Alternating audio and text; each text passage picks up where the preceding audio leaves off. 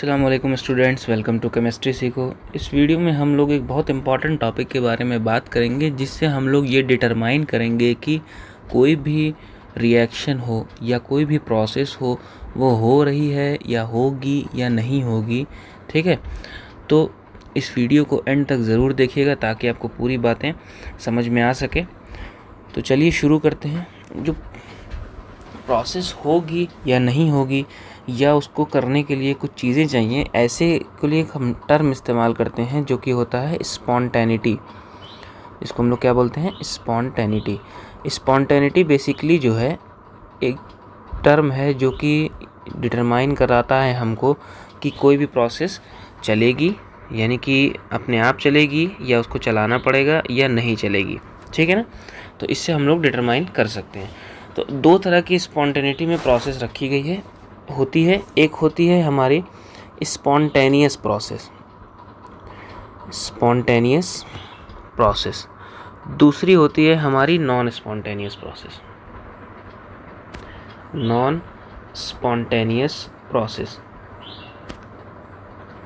देखिए,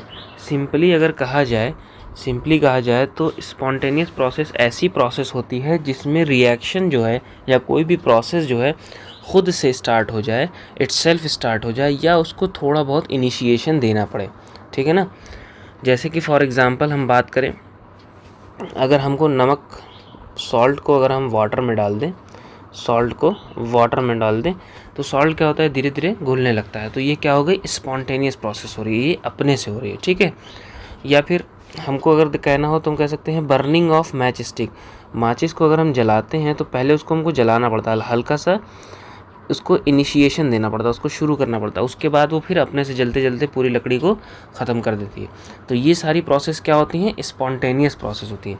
इनमें जो मेन बात वो ये है कि प्रोसेस इटसेल्फ स्टार्ट होती है। स्पॉन्टेनियस प्रोसेस में ये ख़ास बात होती है कि ये प्रोसेस क्या होती है? इटसेल्फ स्टार्ट होती है, या फिर इसको इनिशिएशन देना पड़ता है। ठीक है, स्लाइट इनिशिएशन देना पड़ता है, जिसकी वजह से वो क्या होती है? चलने लगती है। तो इसमें बहुत सारे एग्जांपल हैं, जैसे फ्लो ऑफ वाटर हो गया, इवापोरेशन हो गया। ठीक है, फ्लो ऑफ वाटर हो गया, इवापोरेशन हो गया। इसके साथ साथ अगर हम बात करें तो हीट का फ्लो ऑफ हीट हाई से लो टेम्परेचर की तरफ, हाई से लो टेम्परेचर की तरफ। ठीक है, ये सारी प्रोसेस क्या हैं? स्पॉन्टेनियस प्रोसेस हैं, जिनमें क्या होता है? अपने से होती हैं या फिर किसी चीज़ में हमको इनिशिएशन देना पड़ता है। अच्छा, क्योंकि हम केमिस्ट्री देख रहे हैं तो यहाँ पर एग्जांपल लेते हैं हम कुछ रिएक्शंस का जो सेल्फ होते हैं। जैसे हाइड्रोजन और ऑक्सीजन क्या होगा? वाटर बनता है। इस केस में हमको हल्का सा इनिशिएशन देना पड़ता है। वो क्या होता है? स्पार्क करना पड़ता है, उसको जलाना पड़ता है। ठीक है, या फिर अगर हम बात करें कार्बन प्लस ऑक्सीजन, हमको कार्बन डाइऑक्साइड गैस मिलती है। ठीक है, हमको क्या करना पड़ता है? कार्बन को ऑक्सीजन के प्रेजेंस में जलाना पड़ता है, बर्न करना पड़ता है। तो ये भी प्रोसेस क्या हो रही है? हल्का सा इनिशिएशन ले रही है, उसके बाद फिर ये खुद से शुरू हो जाती है। ठीक है, इसी तरह से जैसे हम कैल्शियम कार्बोनेट की बात करें तो इसको हम लोग अगर हीट देते हैं तो ये फिर किस में कन्वर्ट होना शुरू हो जाती है? कैल्शियम ऑक्साइड में और कार्बन डाइऑक्साइड में। तो इससे क्या पता चल रहा है कि ये सारी प्रोसेसेस क्या हो रही हैं? स्पॉन्टेनियस हो रही हैं। ठीक है ना? इसमें एक चीज़ और इम्पॉर्टेंट है कि ये तो इटसेल्फ से शुरू होती है या थोड़े से इनिशिएशन से शुरू हो जाती है, लेकिन इसके अलावा इसमें ये इंडिपेंडेंट ऑफ रेट होती है। इंडिपेंडेंट ऑफ रेट होने का मतलब ये कि कितना टाइम लगेगा, इससे हमको उसमें कोई मतलब नहीं है। इनिशिएशन एक बार शुरू हो गया तो ये प्रोसेस चलती रहेगी। ठीक है ना? तो दो इम्पॉर्टेंट बातें हैं स्पॉन्टेनियस प्रोसेस की। पहली ये है कि ये इस खुद से होती है या इसको इनिशिएशन देना पड़ता है। दूसरी ये कि रेट के इंडिपेंडेंट होती है। ठीक है, अब बात करें अगर हम नॉन स्पॉन्टेनियस प्रोसेस की, तो इसका जस्ट वाइस वर्सा होती है, यानी कि ना तो ये इटसेल्फ से स्टार्ट हो, ये नाइदर इटसेल्फ नॉर इनिशिएशन से। मतलब हम इसको शुरू भी करें तब भी जो होगा क्या होगा? नहीं होगा। जैसे फॉर एग्जांपल कोई गीला पेपर है, उसको अगर हम जलाने की कोशिश करें तो वो नहीं जलेगा। ठीक है, तो ये प्रोसेस इनिशिएट होने पर भी नहीं हो रही है और अपने से भी नहीं होगी। ठीक है ना? तो मतलब बेसिकली हमको क्या ध्यान देना है कि ऐसी प्रोसेस हो जिसमें क्या हो, कोई भी जो प्रोसेस स्टार्ट हो रही है वो मतलब इनिशिएट ही ना हो, या फिर अपने से भी ना हो और उसको अगर इनिशिएट किया जा रहा हो, इनिशिएशन दिया जा रहा हो, जो जलाया जाए कोशिश किया गया हो या गर्म किया या ठंडा किया तब भी ना हो, ऐसी प्रोसेस को हम लोग बोलेंगे क्या, नॉन स्पॉन्टेनियस प्रोसेस। ठीक है ना। तो यही दो प्रोसेस होती हैं जिनके थ्रू हमको पता चल जाता है कि कौन इनिशिएट होगा कौन नॉन इनिशिएट होगा। ठीक है। इसके एग्जांपल की अगर हम बात करें तो जैसे मान लीजिए फ्लो ऑफ वाटर, अगेन यहाँ पर एग्जांपल ले रहे हैं, बस इस बार थोड़ा सा चेंज है। जैसे सपोज़ करते हैं कि हमारे पास ये एक माउंटेन एरिया है और यहाँ से एक वाटरफॉल है। ठीक है। तो ये इधर से इधर तो अपने आप आ रहा है, ठीक है ना, अपने से ऊपर से पानी नीचे जो है अपने आप आ रहा है। क्या हम इसको इधर भेज सकते हैं? नहीं भेज सकते हैं हम इसको, ना ये तो खुद से जाएगा, ना हम इसको इनिशिएट करके भेज सकते हैं। ठीक है ना। अगर आप सोच रहे हो कि मोटर लगा के, पाइप लगा के अगर हम भेज दें, तो जब मोटर लगा दिया तो वो क्या हो गया, इनिशिएशन हो गया, तो अगेन वहाँ पे स्पॉन्टेनियस प्रोसेस होने लगेगी। ठीक है। लेकिन जो झरने का फ्लो है वो डाउनवर्ड्स होता है, अपवर्ड नहीं जा सकता, तो ये क्या हो गया, नॉन स्पॉन्टेनियस हो जाएगी। ठीक है। इसी तरह से अगर हम बात करें तो वाटर लेवल इन टैंक की अगर बात करें तो वाटर लेवल इन टैंक अपने आप नहीं बढ़ पाता है। ठीक है। इसको हमको बढ़ाना पड़ता है, यानी कि यहाँ पे करना पड़ेगा, सेल्फ से नहीं होगा, तो ये भी क्या हो जाएगी, नॉन स्पॉन्टेनियस प्रोसेस हो जाएगी। या फिर हीट का फ्लो। ठीक है। हीट का फ्लो कहाँ पर, हमने क्या पढ़ा यहाँ पे, हाई टेम्परेचर से लो टेम्परेचर की तरफ, तो इसको जस्ट उल्टा कर दिए, लोअर से हायर की तरफ नहीं जा सकता, तो ये सारी प्रोसेस क्या हो गई, स्पॉन्टेनियस प्रोसेस हो गई। ठीक है। तो दोनों में डिफरेंस समझ में आया, ये है दोनों में। अगर हम शॉर्ट टर्म में बोलें तो स्पॉन्टेनियस प्रोसेस मतलब अपने से होने लगे, नॉन स्पॉन्टेनियस मतलब जो ना हो। ठीक है। अपने से होने लगे या फिर उसको कराया जाए तो स्पॉन्टेनियस प्रोसेस, अपने से भी ना हो और कराने पर भी ना हो, नॉन स्पॉन्टेनियस प्रोसेस। ठीक है। तो अब क्या है कि why some process is spontaneous और नॉन स्पॉन्टेनियस, इसके बारे में हमको समझना पड़ेगा। ठीक है। जैसे कि कुछ प्रोसेस जो होती हैं वो स्पॉन्टेनियस होती हैं और कुछ प्रोसेस जो होती हैं नॉन स्पॉन्टेनियस होती हैं। तो ऐसा क्यों होता है? ठीक है।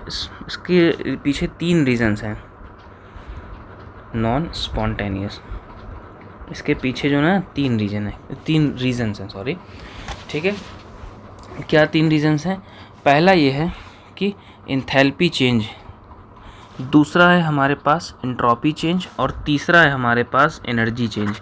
इसको हम लोग एंथैल्पी चेंज बोलते हैं, जो कि हम लोग प्रीवियसली पढ़ चुके हैं, जिसके लिए लिंक डिस्क्रिप्शन में भी है और कार्ड में भी यहाँ ऊपर वीडियो आ जाएगी, तो उससे आप देख सकते हैं एंथैल्पी के लिए।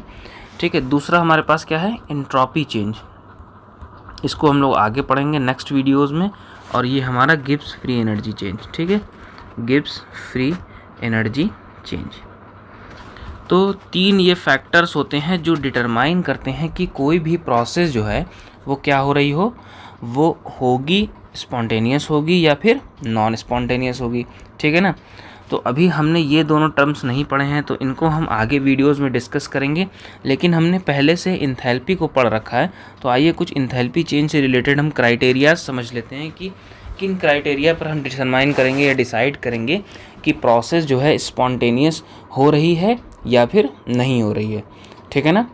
तो चलिए देखते हैं इसके बारे में। तो सबसे पहली जो है, अगर कोई प्रोसेस स्पॉन्टेनियस हो रही है, ठीक है, हम एंथैल्पी चेंज के थ्रू जानना चाह रहे हैं। ठीक है।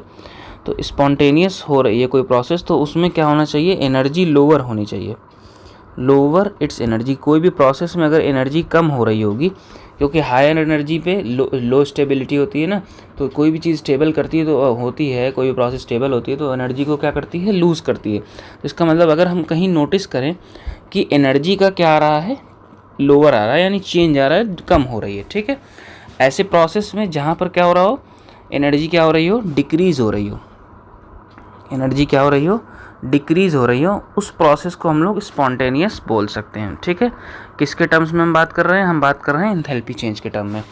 ठीक। यानी कि एनर्जी डिक्रीज़ होने का मतलब यानी प्रोसेस में से एनर्जी क्या हो रही हो, निकल रही हो। ठीक है। यानी कि माइनस हो रही हो, तो डेल्टा एच क्या हो, निगेटिव हो, डेल्टा एच क्या हो, निगेटिव हो। अब डेल्टा एच जहाँ निगेटिव होता है वहाँ पर जो प्रोसेस होती है उसको हम लोग क्या बोलते थे, उसको हम लोग बोलते थे exothermic process. Delta H negative होता है तो कौन सी प्रोसेस होती है, एक्सोथर्मिक प्रोसेस होती है। ठीक है।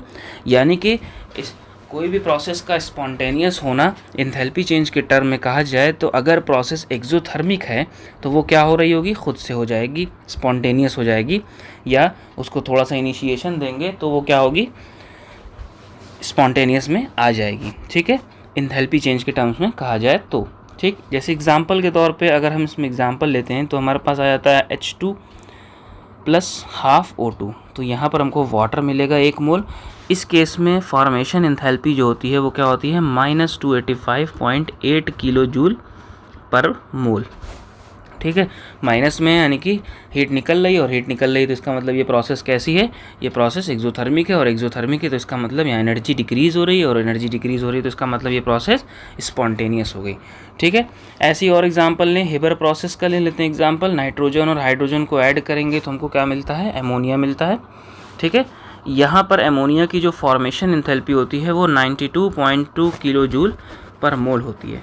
ठीक, ये तमाम एग्जांपल्स हैं जो सजेस्ट कर रहे हैं कि अगर एक्सोथर्मिक प्रोसेस होगी तो प्रोसेस क्या हो जाएगी, अपने आप होने लगेगी, स्पॉन्टेनियस होने लगेगी। ठीक है, अब लेकिन एक बात आती है यहाँ पर कि नोटिस किया गया कि ये प्रोसेस जिसमें देखिए H2O जो है ये लिक्विड फॉर्म में है, ये कन्वर्ट हो रहा है H2O गैसियस फॉर्म में।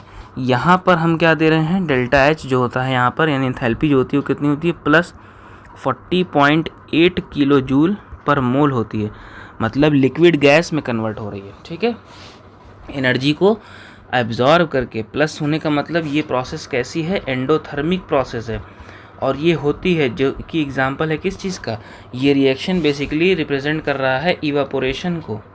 ठीक है, ठीक है ना, काइंड ऑफ इवापोरेशन को रिप्रेजेंट कर रहा है, मतलब वाटर हीट एब्जॉर्ब करके गैस में कन्वर्ट हो रहा है, लिक्विड गैस में कन्वर्ट हो रही है, तो ये प्रोसेस क्या हो गई, स्पॉन्टेनियस होती है। हालांकि यहाँ पर डेल्टा H क्या हो रहा है, पॉजिटिव हो रहा है। इसी तरह से और देखें तो H2O जो है सॉलिड फॉर्म में है। ठीक है, ये कन्वर्ट होता है किस में, लिक्विड फॉर्म में। कैसे, यहाँ पर अगेन ये एनर्जी को क्या करता है, एब्जॉर्ब करता है। हम बर्फ़ को जो है गर्म करेंगे या हीट देंगे तो वाटर में कन्वर्ट होगी, तो ये क्या हो रही है प्रोसेस, प्लस 6.0 किलो जूल पर मोल। ठीक है, किलो जूल पर मोल। ये भी प्रोसेस क्या है, एंडोथर्मिक है। इत्तेफाक से ये भी प्रोसेस मेल्टिंग ऑफ आइस जो है ये भी क्या होती है, स्पॉन्टेनियस प्रोसेस है। हालांकि ये दोनों में डेल्टा H क्या है, पॉजिटिव है, लेकिन फिर भी ये प्रोसेस दोनों क्या हैं, स्पॉन्टेनियस हैं। इसका मतलब ये हुआ कि डेल्टा H जो है वो रिलायबल इन्फॉर्मेशन नहीं देता, एंथैल्पी चेंज जो है वो रिलायबल इन्फॉर्मेशन नहीं देता है, किसके बारे में, स्पॉन्टेनिटी के बारे में। तो delta H is not reliable for determining spontaneity. हम इससे डिटरमाइन नहीं कर सकते कि प्रोसेस होगी या नहीं होगी, क्योंकि अकॉर्डिंग टू डेफिनेशन हमको समझ में आ रहा था कि एनर्जी का लोअर होना, एनर्जी कम होगी तो प्रोसेस स्पॉन्टेनियस हो जाएगी। लेकिन हमने देखा कि एनर्जी का बढ़ना भी, यानी एंडोथर्मिक प्रोसेस में भी जो है क्या हो रहा है, स्पॉन्टेनियस हो रही है। ठीक है, तो इससे हमको ये पता चला कि delta H is a not reliable source. ठीक है, तो हम अब क्या करेंगे, अब हम मूव करेंगे एंट्रोपी चेंज पर, जो कि हम लोग नेक्स्ट वीडियो में डिस्कस करेंगे। So thanks for watching. अगर कोई क्वेश्चन हो, कोई डाउट हो, या कोई भी अनदर प्रॉब्लम हो तो कमेंट सेक्शन में ज़रूर पूछिएगा। Thank you.